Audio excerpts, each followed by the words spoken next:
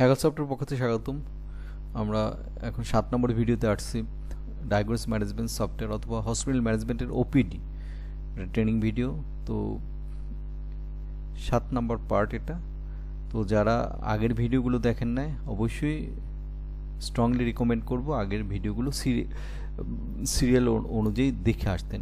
তা না হলে আপনার মাঝখান থেকে ভিডিওগুলো দেখলে আপনি অনেক কিছুই বুঝবেন না, কারণ এটা ভিডিওটা ধারাবাহিকভাবে তৈরি করা হচ্ছে।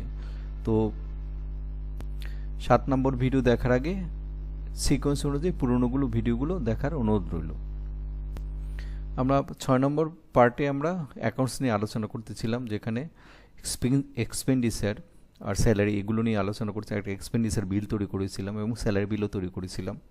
তো আজকে এইটারই বাকি অংশ আমরা দেখাবো পার্ট 7-এ।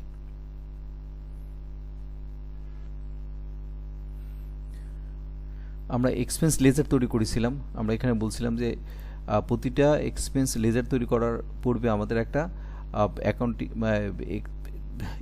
এক্সপেন্স হেড তৈরি করতে হয়, ঠিক আছে, যেটা আমরা বলি লেজার হেড বা যেটাই। আর যদি আমরা স্যালারি দিই, স্যালারির জন্য আমরা একটাই হেড তৈরি করতে পারি, ঠিক আছে। স্যালারির ক্ষেত্রে এমপ্লয়ি রিলেটেড কস্ট এটা একটা তৈরি করা আছে, এই জন্য আর আমরা তৈরি করলাম না, ঠিক আছে, স্যালারির ক্ষেত্রে। আর অন্যান্য ক্ষেত্রে আমরা একাধিক আমরা এক্সপেন্স হেড তৈরি করতে পারবো, লেজার হেড তৈরি করতে পারবো। এই লেজার হেডের এগেনস্টে আমরা বিভিন্ন ধরনের লেজার, যেমন বিল একটা লেজার হেড তৈরি করেছি, তার এগেনস্টে আমরা লেজার তৈরি করেছি সফটওয়্যার বিল এবং অন্যান্য bill, gas bill, electricity bill, house rent, এগুলো আমরা তৈরি করতে পারি, ঠিক আছে। ওই অনুযায়ী আমরা আমাদের এক্সপেন্স দিতে পারি। যেমন এখানে এক্সপেন্স অ্যাকাউন্টিং হেড চলে আসছে বিলের এগেনস্টে সফটওয়্যার বিল, বিলের এগেনস্টে গ্যাস বিল, এগুলো আমরা তার রেফারেন্স এবং ভাউচার নাম্বার দিয়ে এবং ক্যাশ এবং ব্যাংকে বা মোবাইল ব্যাংকিংয়েও আমরা পেমেন্টগুলো দিতে পারি, ঠিক আছে, এবং সেই অনুযায়ী আমরা দেখতে পারি। অনুরূপভাবে আমরা স্যালারিটাও করতে পারি। স্যালারি করার জন্য আমার আগে কি করতে হবে, যে এমপ্লয়িদের লিস্ট তৈরি করতে হবে, ঠিক আছে, এবং এখানে তার কত টাকা স্যালারি দিই সেটা ডিক্লেয়ার করতে হবে। ওই এমপ্লয়ি যদি কোনো কারণে চলে যায় তাকে ইনএক্টিভ করে দিতে হবে, তখন আর এটা আসবে না, এবং তার এমপ্লয়ির ছবিও রাখা যায়, ঠিক আছে। তো এইভাবে আমরা এমপ্লয়ি এন্ট্রি করে এবং এখানে আমরা স্যালারি ডিক্লেয়ার করতে পারি। যেমন মান্থলি স্যালারি যদি আমরা ডিক্লেয়ার করি, ঠিক আছে, অগস্ট মাসের 2025 সালের, ঠিক আছে, যে জানুয়ারি মাস থেকে আমরা এইভাবে ডিক্লেয়ার করতে পারি, ঠিক আছে।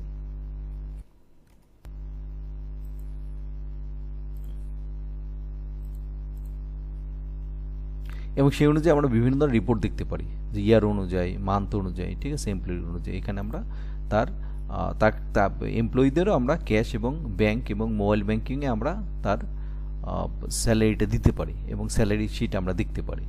এবং এমপ্লয়িদের যদি অ্যাডভান্স দিই, সে অ্যাডভান্স অ্যাডজাস্টও করতে পারি, অ্যাডভান্সও দিতে পারি এবং অ্যাডভান্স অ্যাডজাস্টেডও আমরা এখান থেকে করে নিতে পারি। চমৎকারভাবে এটা করা যায়, ঠিক আছে। তো এটা গেল। এছাড়া যদি আমাদের কখনো আমাদের আদার্স লেজার আছে, আদার্স ইনকাম আছে, ঠিক আছে। আদার্স ইনকামের মানে আমাদের যদি পেশেন্টের মাধ্যমে বা ওই অন্য সোর্স থেকে আমাদের যদি ইনকাম হয় বা অ্যাকাউন্ট আমাদের মিলাইতে হয়, ঠিক আছে, তখন আদার্স ইনকামেও আমরা এখানে আদার্স ইনকামের অ্যাকাউন্টিং লেজার তৈরি করে সেই অনুযায়ী আমরা তার এই আদার্স ইনকাম আমরা ডিক্লেয়ার করতে পারি। যেমন আমাদের অর্গানাইজেশনের পেপার বিভিন্ন পুরনো মেশিনারিজ, পুরনো বিভিন্ন ধরনের যদি বিক্রি করে সেই টাকাটাও যদি আমার অর্গানাইজেশনে ঢোকে, তখন আমরা এখানে সেই টাকাটাও এই আদার্স ইনকাম হিসাবে আমরা নিতে পারি। যেমন এই আদার্স ইনকাম হিসাবে আমরা একটা লেজার ডিক্লেয়ার করছি প্রজেক্ট 1, তার এগেনস্টে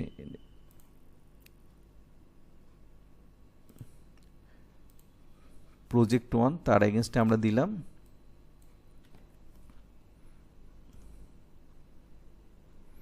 সেলস, বিভিন্ন ধরনের মেশিনারিজ আমরা সেল করি, এটা দিলাম, ঠিক আছে। তো এখান থেকে আমরা এই ইনকামটা নিতে পারি। যেমন এটা রেফারেন্স দিয়ে, কি রেফারেন্সে আমরা নিলাম, স্লিপ নাম্বার কত টাকা পেলাম, যেমন 5000 টাকা পেয়েছি আমরা এটা সেল করে, হয় মেশিনারিজ বা অন্য কিছু। আমরা ব্যাংকেও সেল মাধ্যমে টাকাটা পেতে পারি অথবা ক্যাশের মাধ্যমে পেতে পারি, পেলাম।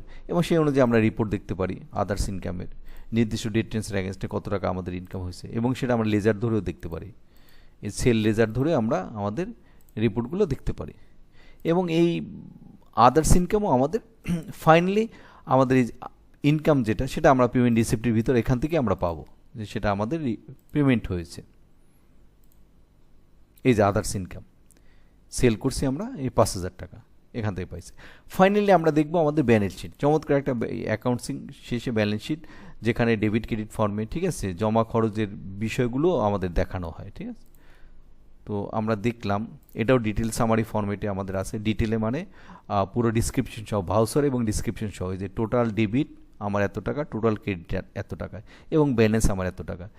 টোটাল এই অর্গানাইজেশনে যত টাকা থেকে টাকা আমাদের ক্যাশ, যত জায়গা থেকে আমাদের ক্যাশ আসছে তার ডেবিট ফর্ম এবং তার ক্রেডিট ফর্ম, এবং এখন আমাদের হাতে কত আছে, ব্যালেন্স কত আছে সেটা আমরা দেখতে পারি, ঠিক আছে।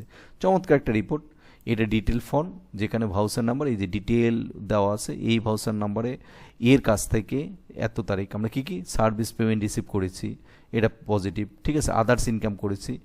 আর আমাদের নেগেটিভ যেগুলো আমরা ক্রেডিট যেগুলো আমরা খরচ করছি স্যালারি এবং ওয়েজেস, আদার্স এক্সপেন্সে আমরা এগুলো খরচ করেছি, ঠিক আছে। তো আমাদের এই নির্দিষ্ট ডেট রেঞ্জের ওপেনিং কত নেই এবং আমাদের এখন ক্লোজিং কত আছে, এত টাকা ক্লোজিং আছে।